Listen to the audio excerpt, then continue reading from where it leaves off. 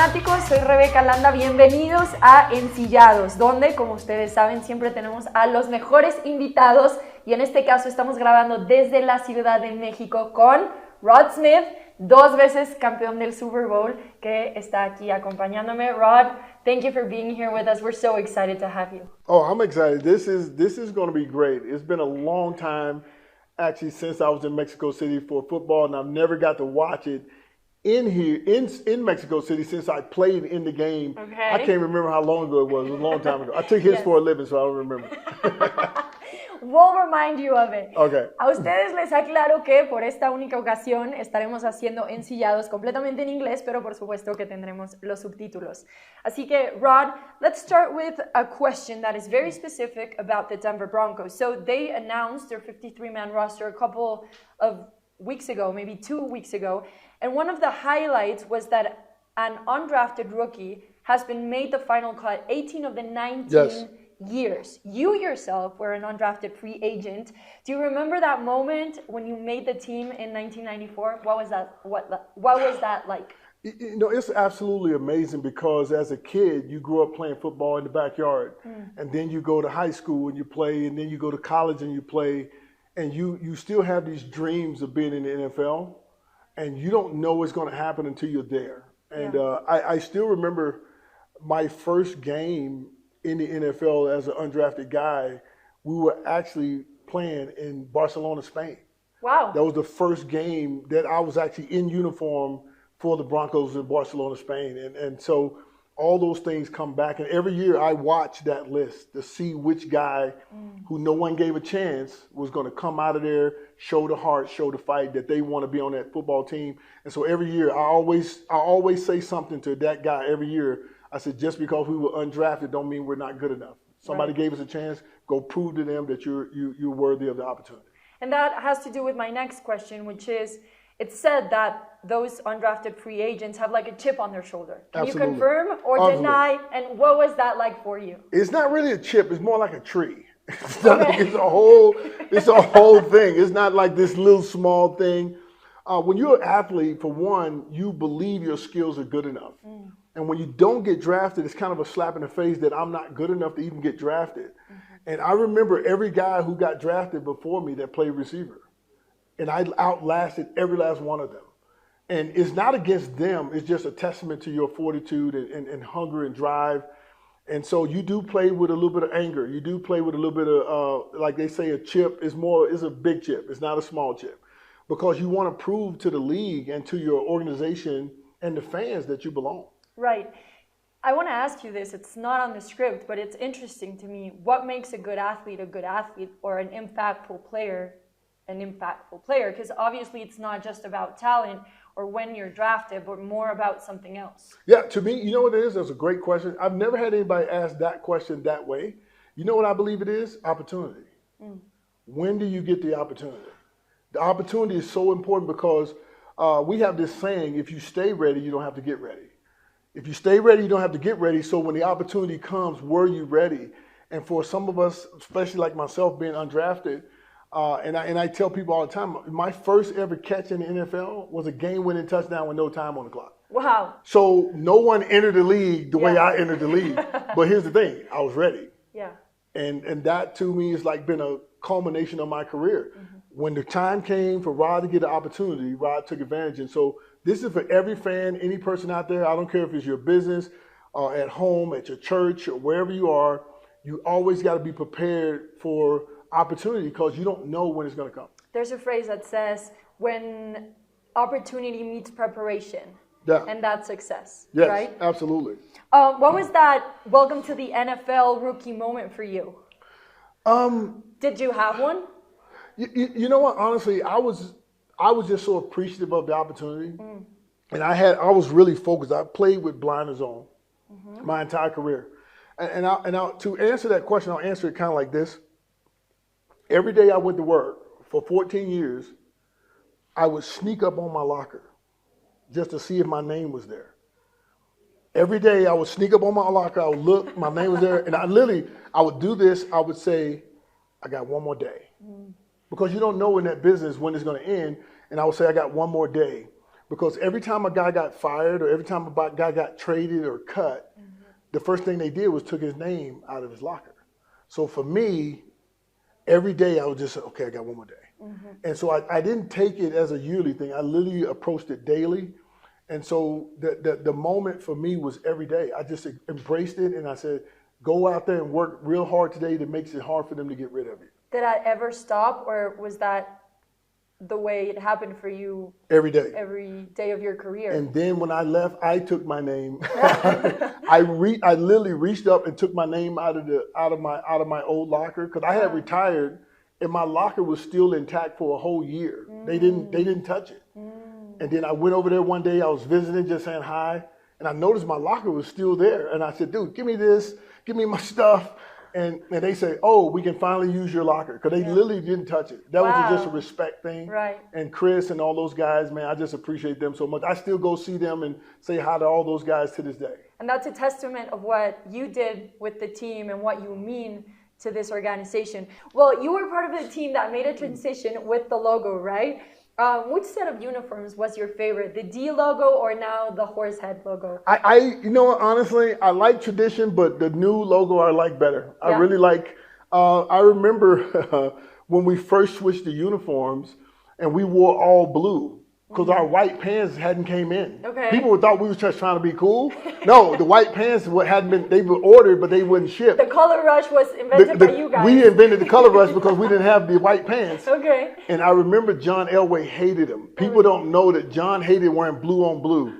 He said we looked like Smurfs. So it was just cool but I like the new uniforms. I think it was a great touch on the branding and the way they did it. And definitely the logo of the horse now, he looks a little meaner than the other one. The other one looks like he's just out playing somewhere. This one looks like he's want to fight. So yeah. Do you think that change brought luck? Because after that, we won a Super Bowl 2 in a row. This is number 2 for you guys. I don't know where you guys are looking, but yeah, no, we won 2 in a row with the new uniforms. And I still remember fans were like upset that we changed the uniform. Well, I want tradition and tradition. I said, well, traditionally we haven't won anything. Traditionally we showed up. Right. But with the new uniforms, it was just a changing of a mentality. I think the Bowling family did a great job of transitioning us to a new era, and being able to switch the uniforms up a little bit. It didn't stop the culture. The culture was internally the same. Okay. But the logo changed in a way, the mindset of how you guys were facing everything. Yeah. You look at it, it just looks like it's moving forward. It's moving forward, and I think we've done a good job over the years to move forward and be more of an international brand than just a regional brand. Right. Even outside of like the Colorado and those 4 or 5 states, you don't see many Bronco logos, but now you do, because that transition really helped. Yeah. There was another transition, but before we get into Mile High, before we get into Empower Field at Mile High, you played at Mile High Stadium. Yep. What was the atmosphere like there? It was crazy, because the stadium was old, so the materials it was built out of, like when you stomp on the ground, it like echoed, like big time echo. Noisy stadium. Yeah, it was very, very noisy, and it would vibrate, so you didn't know if it was going to fall or not, because it was kind of old. But one thing I love about the Denver fans, everything we did was packed. Preseason game, if we had a practice at the stadium, there was people all over the place. From tailgate, if it's 5 degrees or it's 50 degrees or it's 100 degrees, the people showed up. And that was one of the things that makes, especially football with the Broncos, so amazing, is that the fans supported. They didn't care what was going on. Do you have a special moment you remember at Mile High Stadium? Like a play or something you watched or something you lived with a fan? My first ever catch. Okay. My first ever catch was a game-winning touchdown with no time on the clock. Yeah. And so we were playing the Redskins. I was playing on special teams. We were terrible on special teams. I think they broke an NFL record on special teams against us. But to have that moment, all the other receivers had got knocked out. I was the only receiver left. It was like 2 receivers left. And they put me in, and John called 24 double go. And I'm thinking, well, he ain't never threw me the ball, so he's probably not going to throw it to me now. Wow. And I'm running, and then you got to look. And I was like, oh, crap, it's coming to me. And I literally just positioned myself. I remember jumping up, catching the ball. Darryl Green's a Hall of Famer in the NFL. And I caught the ball, and when I fell in the end zone, I saw that paint, and I knew it was only 6 seconds, so the clock was out, and I fell. I hit that paint. And I said, I just caught a game-winning touchdown. All this ran through my head, and I stood up, and I'm doing this with the ball, and I just remember getting tackled. And I'm at the bottom of the pile. I'm looking up, and I see fat guys jumping in the air and landing on the pile, and I'm at the bottom of the pile, like, dude, get. And so they finally get off me, and I was just so excited and happy, and that was before, you know, like the video phones and all this stuff. It was way old school, right? Yeah. And my phone had maxed out all of my memory on my phone.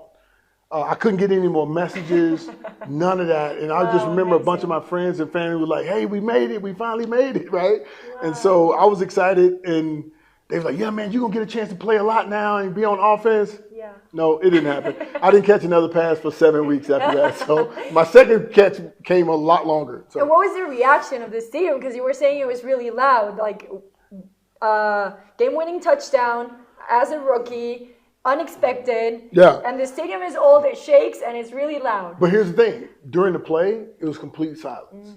I heard nothing.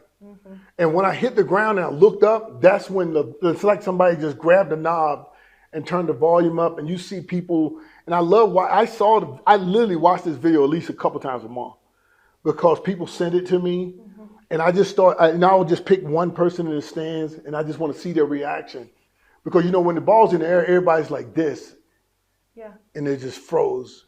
And then you just see them all jump up in the air and people throwing beer and all that stuff. And so for me, it was just one of those moments in my life that it was great. But one thing, when I went to John, when he went into the Hall of Fame, he had his top 5 moments in the NFL, and that was one of them. So that felt real good. And now that there's Empower Field at Mile High, do you have any preference between the two? And how different are they? You know what? Honestly, I like Empower Field better. It's better facilities, to be honest.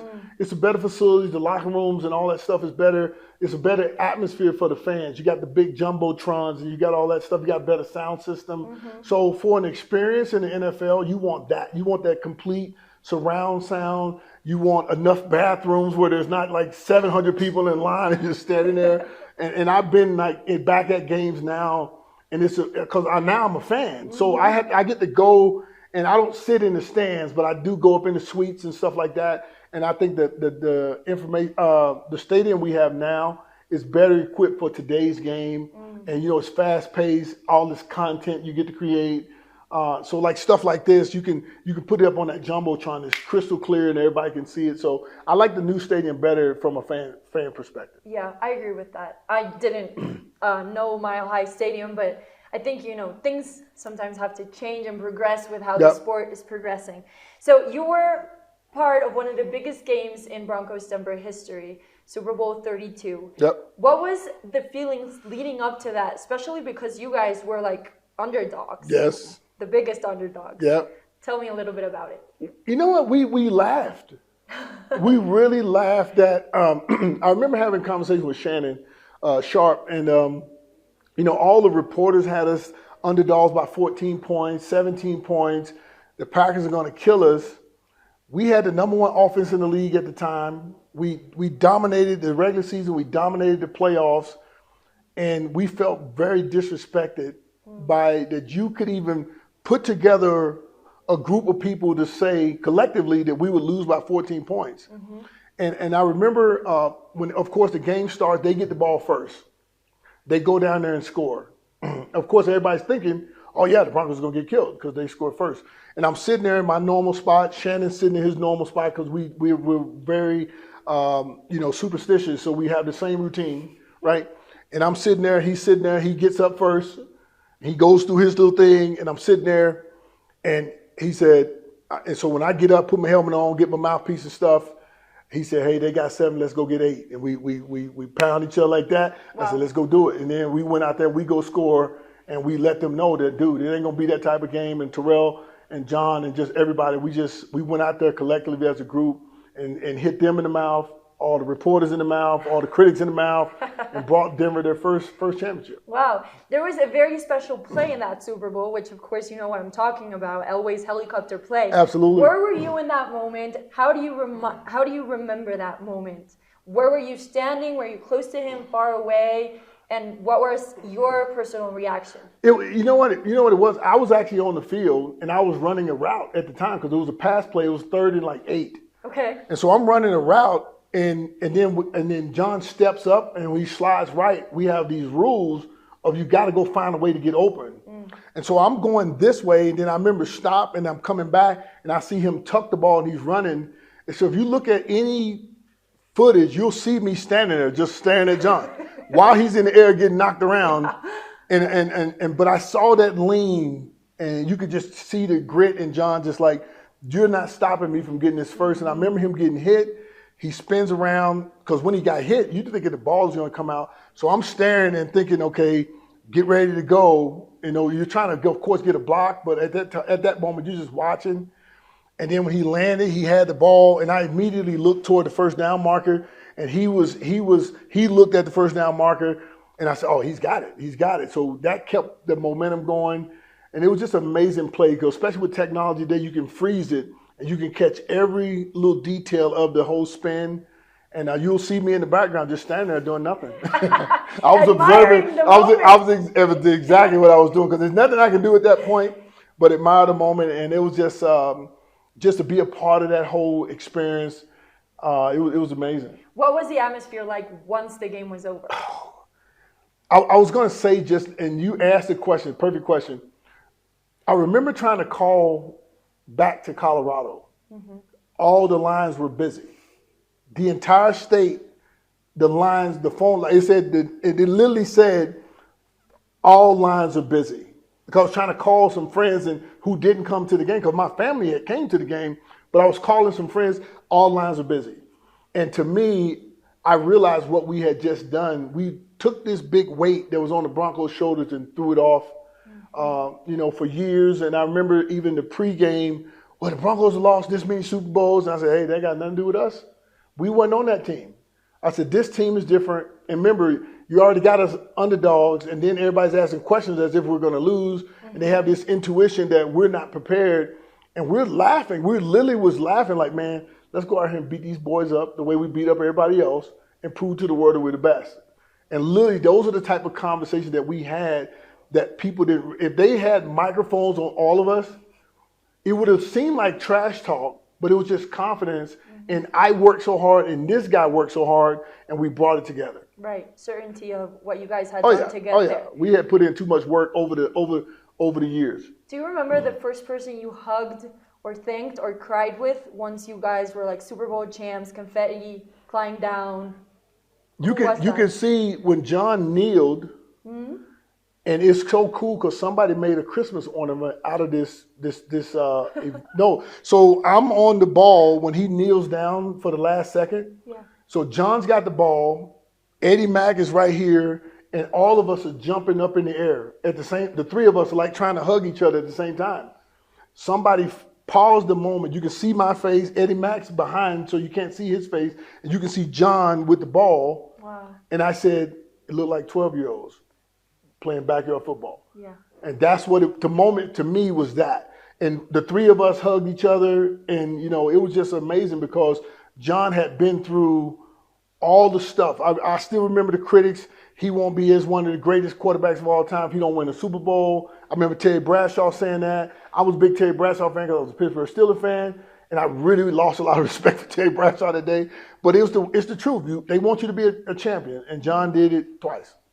And then you did it again the next year. And now you were saying about how before the interview you said you hadn't caught a touchdown pass in Super Bowl 32, but I didn't catch a pass, not even one pass. A pass. Yeah. But then in 33 you caught 5 passes for 152 yards, tied 5th for the most receiving yards in Super Bowl history. And you caught John Elway's last touchdown pass. Yes. What was that moment like? It was awesome because, and all that was done in the half.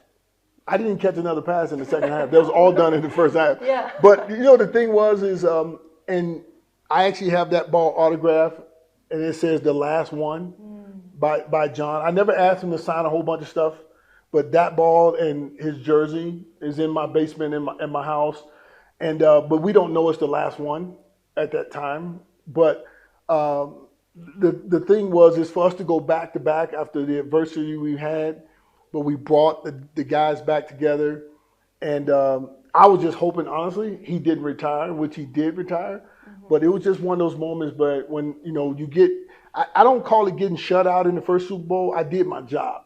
I blocked every chance I got to make sure Terrell got free, and when everybody else caught passes, just make sure you were there making plays. And I mean, it was one of the best games I ever played. Where I didn't have to touch the football. Right, team effort, yeah, all the way. And that's why I tell people all the time, all these are the same size. All of them are the same size. If you contribute it all, it's all the same size. And so that's the key to team, is everybody doing their job and knowing your role. And somebody's going to be the star, but if you're on the team, everybody gets the ring. So that's the key. So between those two Super Bowls, which one is more important to you, if you had to choose? The first one. Really? Why? It was the first one. We had never experienced that as Broncos country. And Bronco country, as we know now, is worldwide. Yeah. But we had never experienced it. And even though statistically for me, it wasn't as good of a game, emotionally for me, it was a better game. Because the emotions from that one, no one could ever take that moment away from you. Right. The one thing that we had was we had a great core of guys who knew the standards that we set. See, once you set a certain standard, every new person, because every year there's going to be about a third new players that come on every team. So there's a third core people, there's a third that's leaving, and then you got a third new people every year, right? So the new people that come have to adopt the culture that's already there, and we had a strong culture there. So when they came in, they already knew we were used to winning. So come in and embrace what we do. Don't bring your old stuff to this new party, right? And everybody, when everybody dials in together and everybody knows their role, it was actually easier winning the second one than it was doing the first one. Wow. How would you define that culture that you guys had? It was you know what it was? It was trust. A lot of organizations, I do a lot of business coaching and stuff like that, and people want to know why XYZ. I've had like big Fortune 500 companies, basically pay me to come and say, how do you guys establish that culture in sports? It's a split second. You don't have a lot of time to make adjustments. You got to adjust on the fly. It's called in-time learning, right? So how do you do that? I said, it's trust. If I trust John and I trust Ed and I trust Ray Crockett and I trust Atwater, see, I don't have to worry about did they do their job. I don't have to worry about that. I just got to do my job. In a lot of organizations, you're looking over your back. You're wondering, this, and that. So once we establish a certain culture, and then honestly, with the Broncos, we lost it for a while. When John was GM, he brought Coach Kubiak back. What happened? Went to the Super Bowl and won again. But he brought the culture back. He brought the trust back. The trust between everybody up and down from the person in the offices who cut the check to the guy who cuts the grass. We had to have a certain trust in culture, and when you do that, you're going to win more games. Right. So now, we were talking about the logo and how that helped you guys in your mindset, right? Those changes. And now the Broncos are going through big changes as well. You mentioned one, which was new owner, and that means a lot of new things for the team. Maybe we haven't seen a lot of that yet because this has just happened, but also new quarterback, new head coach, new coaching staff in general. Yes. So what do you think is like the big opportunity here, first of all, but also the big challenge for the organization right now as Denver Broncos, and trying to change also that culture that you said, like culturally we were losing, and now we're trying to change a culture to a winning culture. Yeah, this is one thing and you see it all the time. For them to spend the money they spent to own this team, there's going to be a lot of changes. They deserve to make a lot of changes because they paid for it. George Payton has done an amazing job, I believe, of putting the pieces in place for the on-the-field stuff. He gave us a chance to change it over quickly. The new ownership, they got a good guy there. We got a coach who's more offensive-minded because offensively the last several years, we hadn't put up the numbers and produced the way we need to. Our defense has been good, but it's hard when you have no offense to back you up. Right. So offense needs to take over the leadership piece and going to get a guy like Russell Wilson, who's a winner, he's a champion, that's going to change the way the guys view offensive football as it is. Mm-hmm. But the defensive guys are excited. Why? They get to go against one of their best every day. Because that's who they're going to be going up against. So the pieces we put in place can help us transition back to, and of course, they're going to put their own spin on the standard, which they should. Right. The new coach, the new quarterback, the new ownership, but they're going to put a different little spin from what we had, but the core of it is the same. That's, honestly, it's trust, it's loyalty, it's unity, it's working together, it's fighting for one another, it's being that true brotherhood, sisterhood, because it's about the whole organization, not just the guys on the field. Mm-hmm. And that's one thing I loved about what we had is the people who worked in the office knew me just as well as I knew them. Mm-hmm. And so it's not a selfish culture when you're trying to win as a whole organization, because it's this organization versus the world when it comes to sports. Right. Let's talk about a group of people that are on the field, and I want to talk specifically about the receiving corps. Yeah. So we have a lot of talented guys. We can talk about Courtland Sutton, Jerry Jeudy, KJ Hamler. Is there a current receiver which you identify with just because of style of play or like mentality or like philosophy of work, any of that stuff? Unfortunately, it was Tim Patrick. And he got hurt this year, and that killed me. Tim and I, off the field, we're having a lot of conversation. He's an undrafted guy.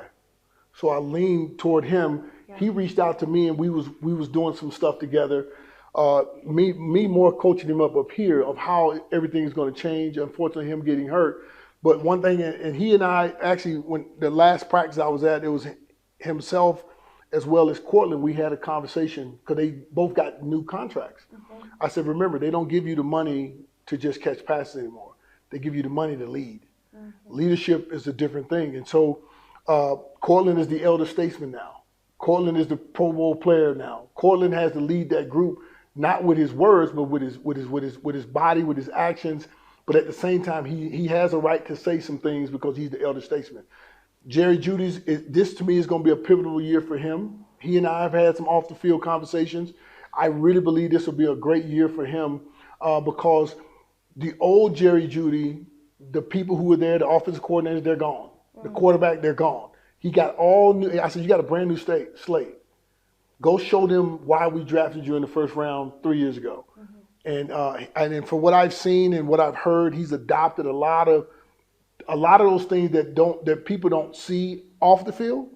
That's going to definitely make an impact on the field. KJ coming off an injury, and they got some young guys who are backing those guys up who are just hungry and ready to play. So I'm excited about that group.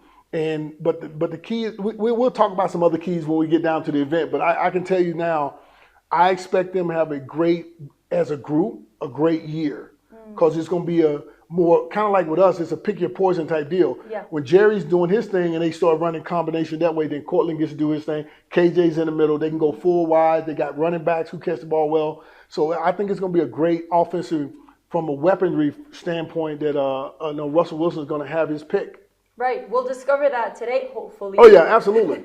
First day is going to be, I'm not going to put a whole bunch on them, but I just know today I'm expecting some good stuff. Me too. You were talking about leadership and how it is very important, not only on the field, but off the field as well. And that's something that you did really, really well. In 2004, you were finalist for the Walton Payton Man of the Year Award. Tell me, how important is it for you to give back to the community? You know what? You're really not giving anything back. It's just who I am.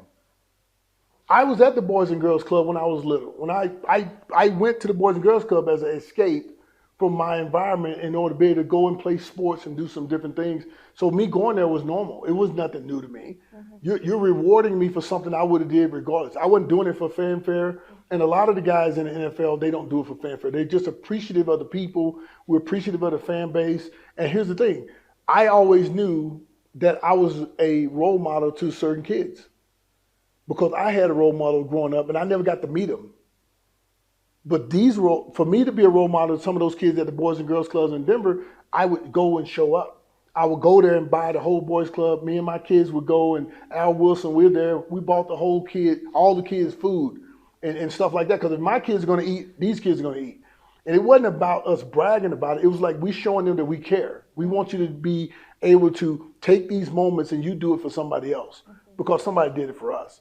Have you practiced your Spanish? Because we're going to be meeting some Mexican fans. So Should I say sí or no? Sí. And then what other words do you think you should know for today? I know some of the bad words. We're not using those today. I know we're not using those. I know cerveza. I know that's cerveza? not. Okay. Somebody, I don't drink, but somebody. I think we can use cerveza today. Yeah, we'll use that. We'll work on them before we go to the party. Rob, all right, thank you so much for spending time with us. Thank you, guys. I definitely appreciate it. Guys, remember, whenever they say they're having an event, you never know who's going to show up. Y ese es Rod Smith para nosotros en esta ocasión. Muchísimas gracias, Broncos fanáticos, acompañándonos en este Ensillados. Nos vemos. Hasta la próxima.